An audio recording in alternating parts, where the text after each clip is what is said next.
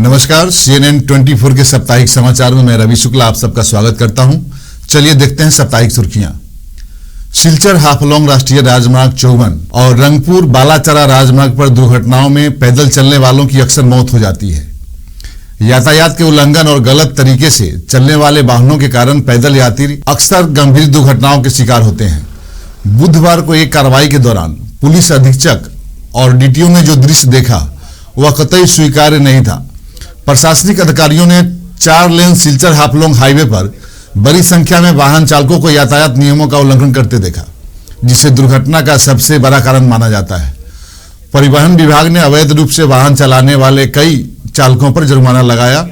Police अधीक्षक normal Mahato ने सभी से सड़क पर वाहन चलाते समय यातायात नियमों का पालन करने का अनुरोध किया। इस बीच भारतीय राष्ट्रीय राजमार्ग प्राधिकरण ने आरोप लगाया कि सिलचर 0 पॉइंट से बालाचरा तक एक लेन सड़क पर 25 किलोमीटर क्षेत्र में विभिन्न स्थानों पर भूस्खलन के कारण स्थानीय लोगों को गलत दिशा में गाड़ी चलाने के लिए मजबूर होना पड़ता है। सड़क क्रॉसिंग काफी कम है, जिससे वाहन चालक गलत दिशा में गाड़ी चलाते हैं। भारतीय राष्ट्रीय राजमार्ग प्राधिकरण के अधिकारियों ने भी इस वजह को स्वीकार किया है।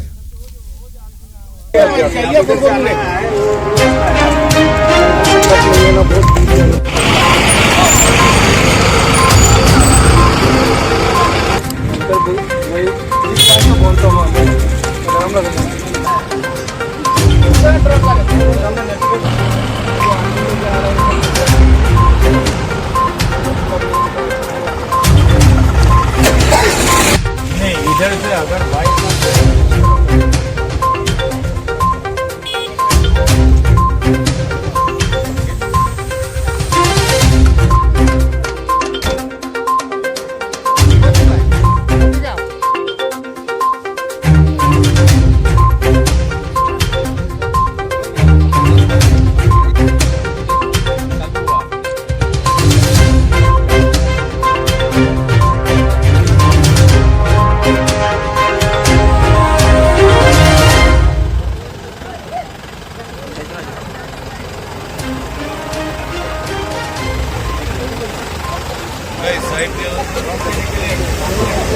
আমার গরম সামনে আমি এখান থেকে দেখলাম যে রাস্তাত মানে কি হয়েছে, আমি কোনো অ্যাক্সিডেন্ট হয়েছে এখানে।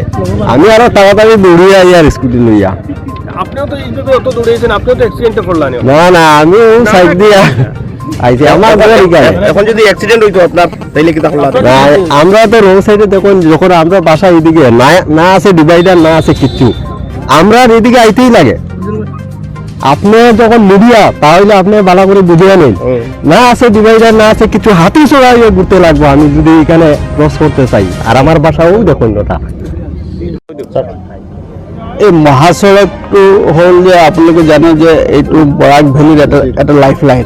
ইয়াত মানুহ অহা যোৱা কৰে, যান বাহন চলে আৰু ইয়াত ডাম্পাৰ বা টিপাৰ এনেকুৱা গাড়ীবিলাক চলে। আৰু বিগত দিনত ইয়াত বহুতো দুৰ্ঘটনা সংঘটিত হৈছে। তাৰলৈ লক্ষ্য ৰাখি আমি নেশ্যনেল হাইৱে অথৰিটি অফ ইণ্ডিয়াৰ বিষয়া, তাৰপিছত আমাৰ DTO সাহেব, তেখেতক লৈ আজি এটা আমি অভিযান আৰম্ভ কৰিছোঁ।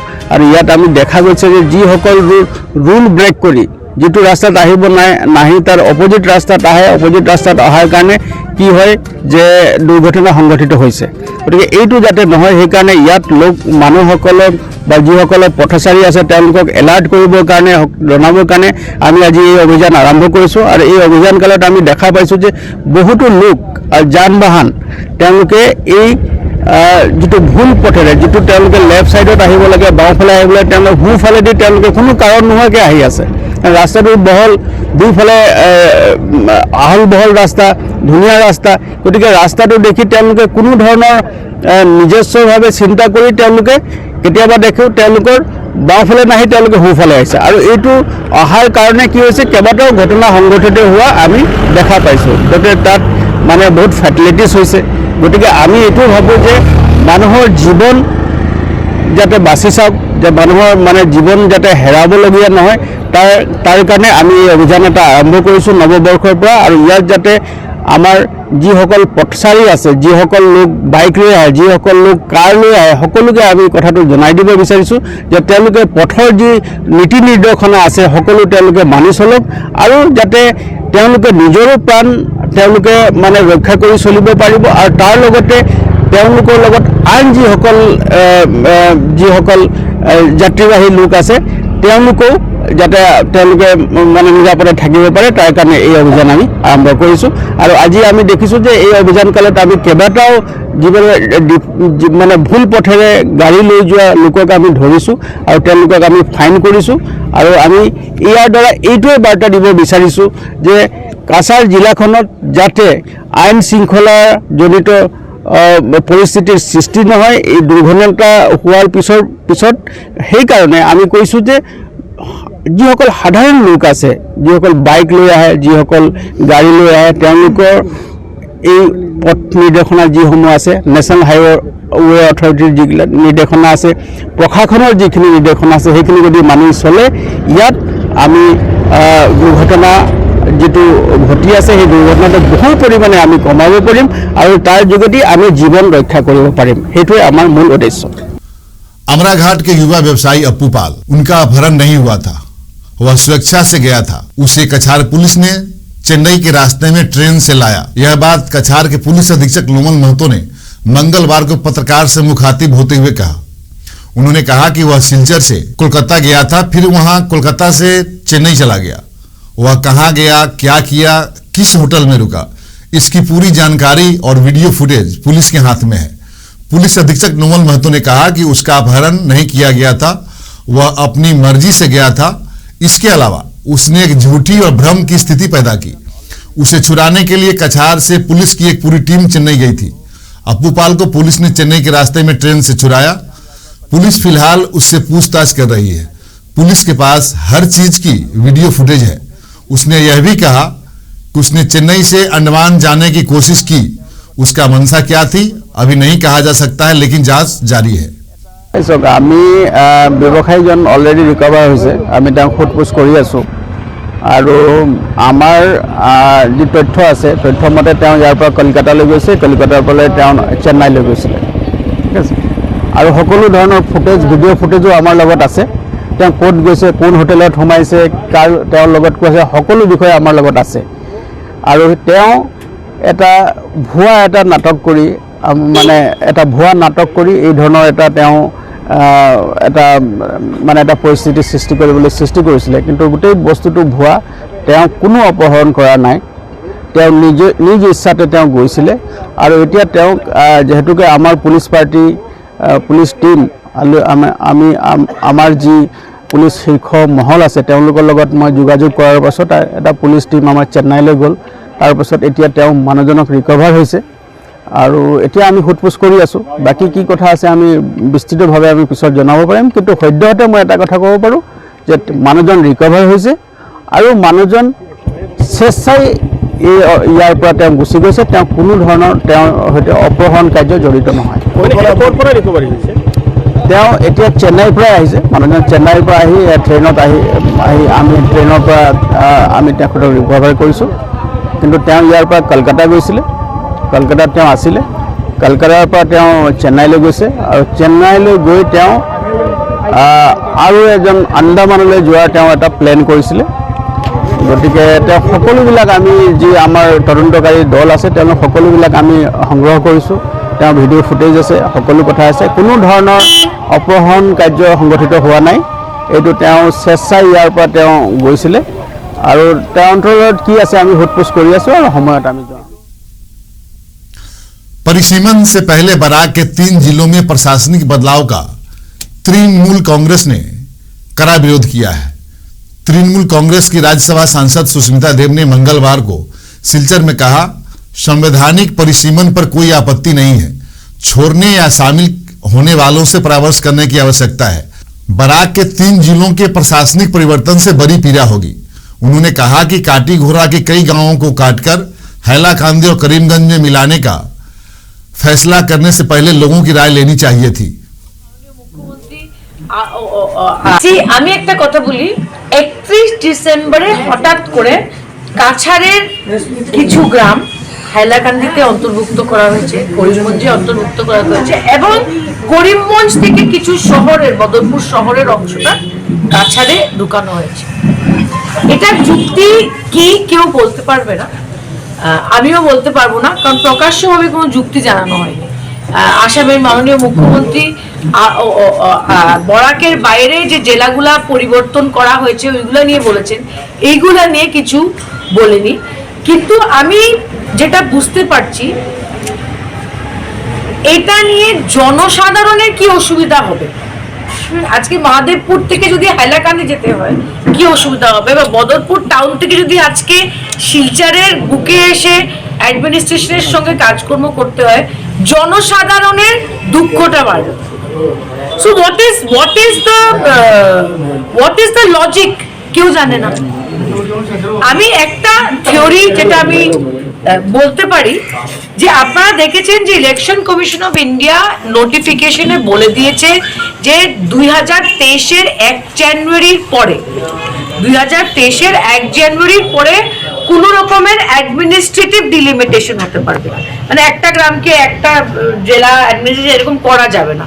সো 31 তারিখে এটা তড়িঘড়ি করে করা হলো, এটার কি কানেকশন এটা সময় মতো বোঝা যাবে। কিন্তু এটা আমি কথা দিচ্ছি, যেখান থেকে লাইন টানা হয়েছে, গ্রামগুলাকে আনা হয়েছে, ঢুকানো হয়েছে বা বাইরে করা হয়েছে, যেটা তাদের সঙ্গে আলোচনা করে আমার সিদ্ধান্ত।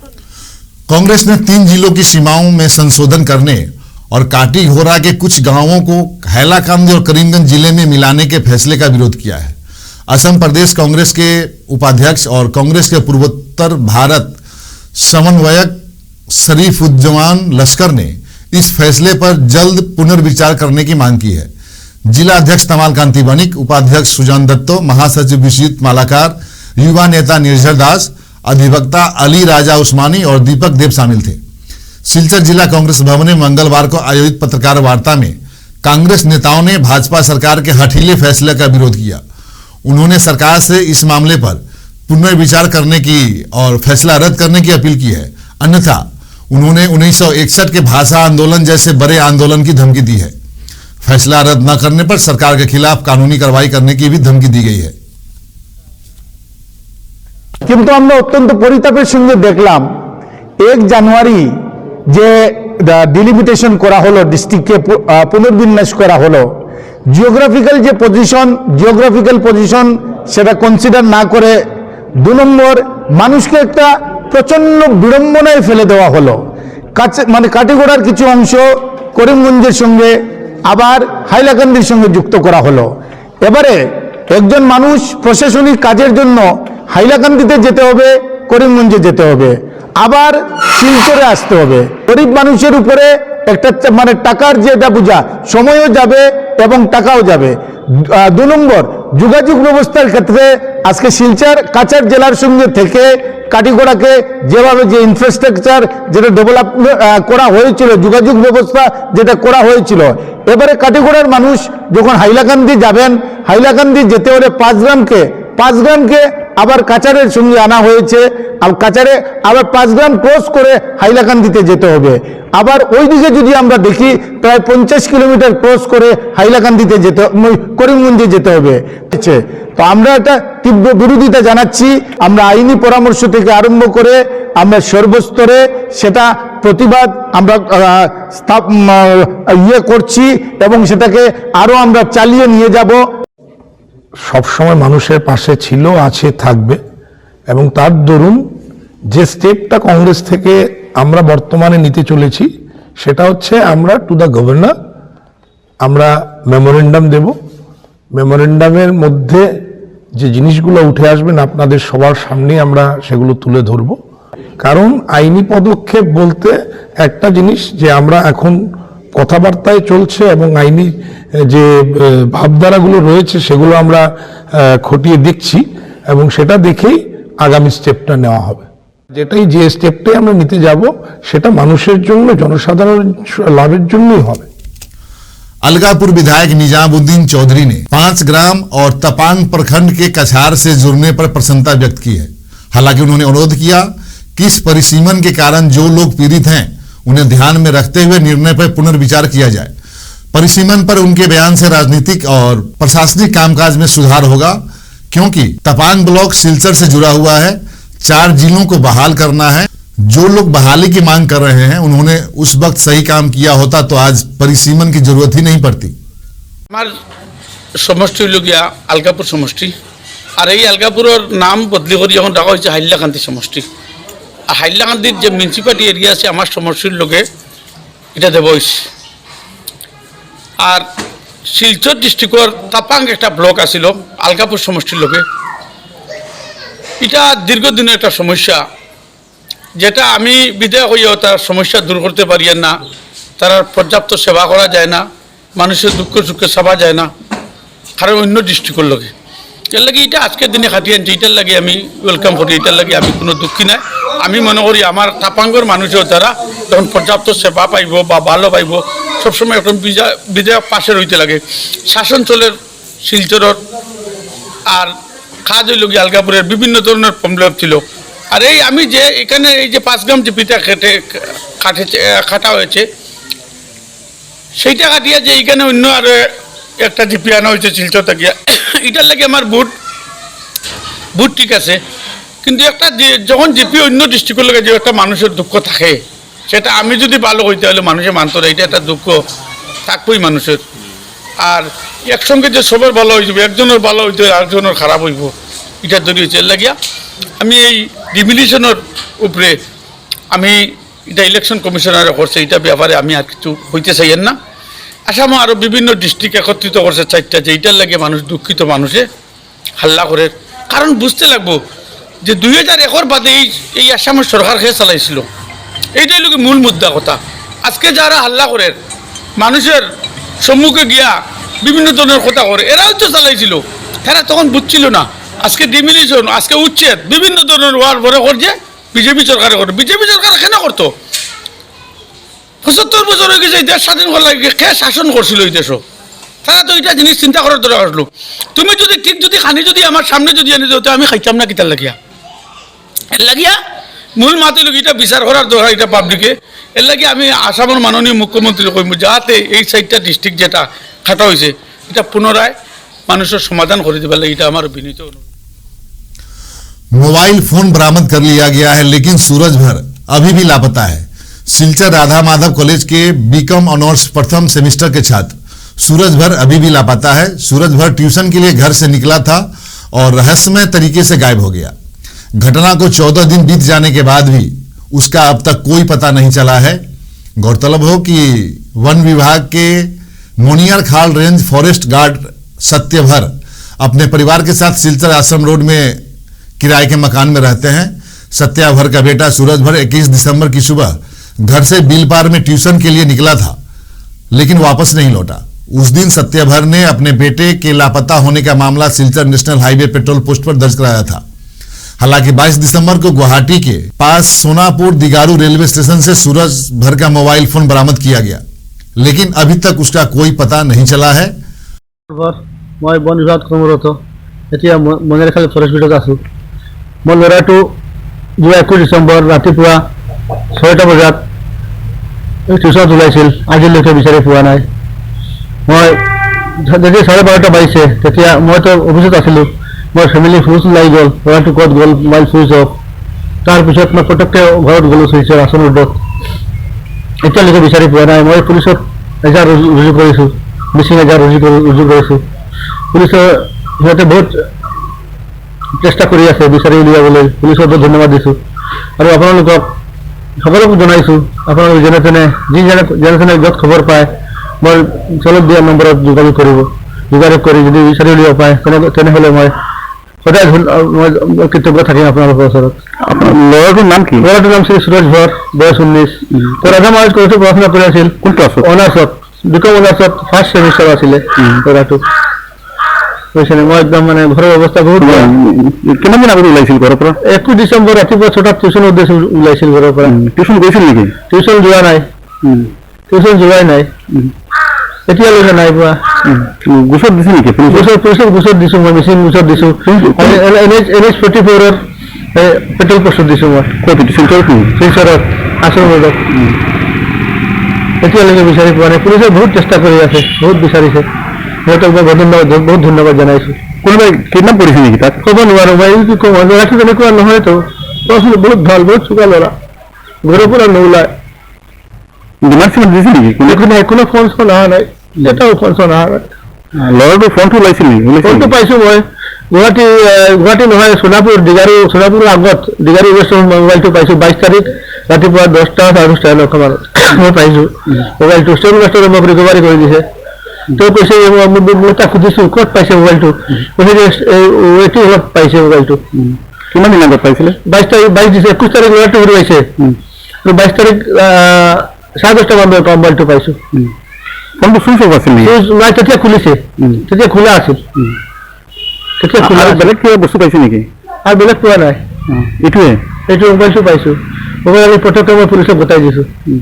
ল'ৰাটোৰ লেপটপ আছিলে, লেপটপ লৈ গ'ল, পুলিচক লৈ গ'ল, ইনকুৱাৰী কৰিব দি দিছোঁ, মোবাইলটো দি দিছোঁ। এতিয়া লেপটপ ক'ত লৈ গ'ল? ঘৰৰ পৰা নিছে ল'ৰাটোৰ লেপটপ আৰু মোবাইল ফোন পুলিচক দি দিছোঁ। মই যেতিয়া মোবাইল ৰিচিভ কৰিছোঁ ডিগাৰু ষ্টেচনৰ পৰা, ষ্টেচন মাষ্টাৰৰ পৰা মই ৰিচিভ কৰি আনিছোঁ मोबाइल।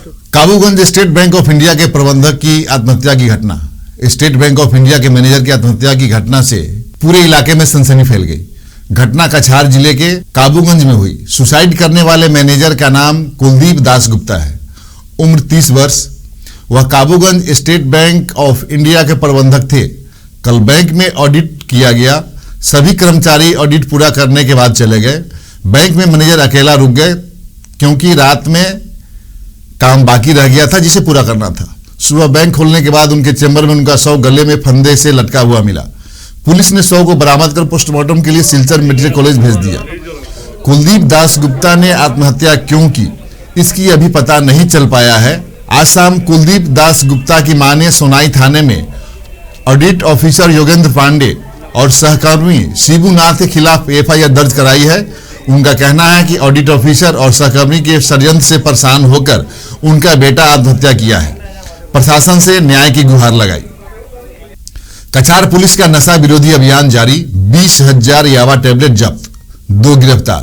सोनाई न्यू मार्केट में पुलिस ने 20,000 नारकोटिक यावा टेबलेट जब्त किया और जब्त की गई यावा टेबलेट की कीमत लाखों में आकी गई है।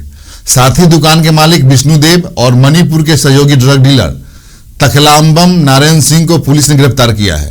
मणिपुर के इम्फाल लाइका इलाके में रहने वाला नारायण सिंह का घर है। दोनों को गिरफ्तार कर लिया गया। हालांकि जेरेमी खोंगचाई नाम का मणिपुर का एक अन्य ड्रग्स डीलर भागने में सफल रहा। सोनाई पुलिस का अनुमान है कि जब्त की गई गोलियों का बाजार मूल्य कई लाखों में होगा। कछार के पुलिस अधीक्षक नोमल महतो ने आज सिलचर में एक प्रेस कॉन्फ्रेंस में यह बात कही।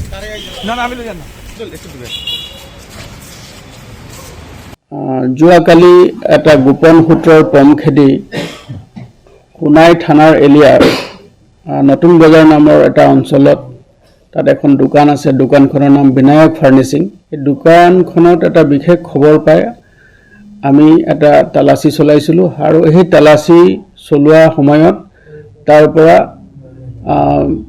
IY টেবলেট, याबा टेबलेट আমি প্ৰায় 20,000 याबा टेबलेट তাৰ পৰা আমি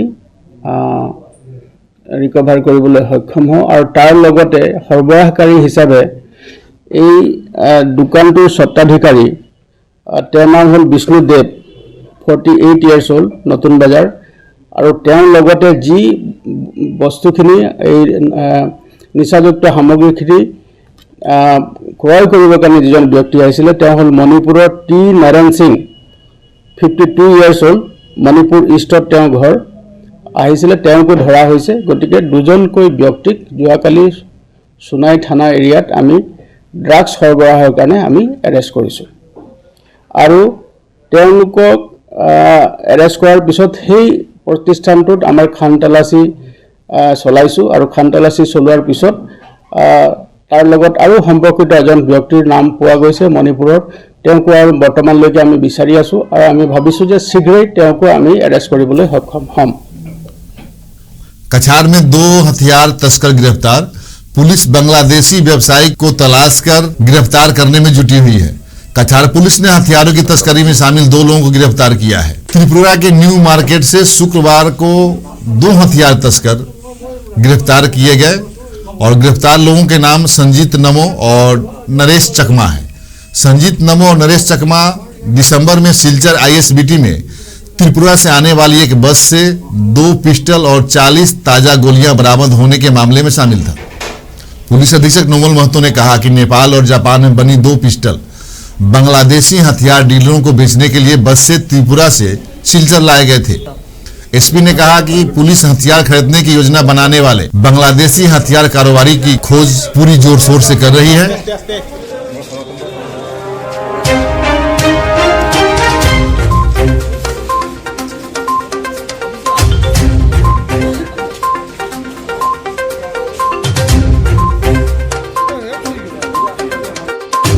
দুটাকৈ পিষ্টল ৰিকভাৰ কৰিছিলোঁ। এটা পিষ্টল আছিলে নেপাল মেড আৰু এটা পিষ্টল আছিলে জাপান মেড আৰু তাৰ লগতে 40 ৰাউণ্ডছ অফ এমিনেশ্যন আমি তাৰ পৰা ৰিকভাৰ কৰিছিলোঁ। গতিকে সেই সংক্ৰান্তে আমি অনুসন্ধান চলাই আছিলোঁ যে কাৰ হ'ব পাৰে এই পিষ্টলকেইটা বা এই মাৰণাস্ত্ৰকেইটা কোনে লৈ ফুৰিছিলে। যেতিয়া অনুসন্ধান কালত আমি দেখা গ'ল আৰু সেই অনুসন্ধান কালত আমাৰ এটা বিশেষ অভিযান আমাৰ চলিলে আৰু এইটো ত্ৰিপুৰা ৰাজ্যত ত্ৰিপুৰাৰ ৰামনাথপুৰ নামৰ এটা অঞ্চলত আমাৰ এটা অভিযান চলে যোৱা নিশা ত্ৰিপুৰা পুলিচৰ সহায়ত আৰু তাৰ পৰা আমি 2জনকৈ ব্যক্তি কৰায়ত্ব কৰিছোঁ আৰু তেওঁলোকৰে এই মৰণাস্ত্ৰ তেওঁলোকে সৰবৰাহ কৰিবলৈ চেষ্টা কৰিছিলে বুলি আমি গম পাইছোঁ। 2জন ব্যক্তি হ'ল এজন হ'ল নৰেশ চাকমা, তেওঁ 45 ইয়াৰ্ছ হ'ল, তেওঁ হ'ল নতুন বজাৰ গুমটি ত্ৰিপুৰাৰ আৰু দ্বিতীয়জন ব্যক্তি হ'ল संजीत नेमो, তেওঁ হ'ল Nagichera ward number 5 Srinagar district west Tripura. গতিকে সেই ৱেষ্ট ত্ৰিপুৰাৰ আৰু 2জন ব্যক্তি ত্ৰিপুৰা অঞ্চলৰে।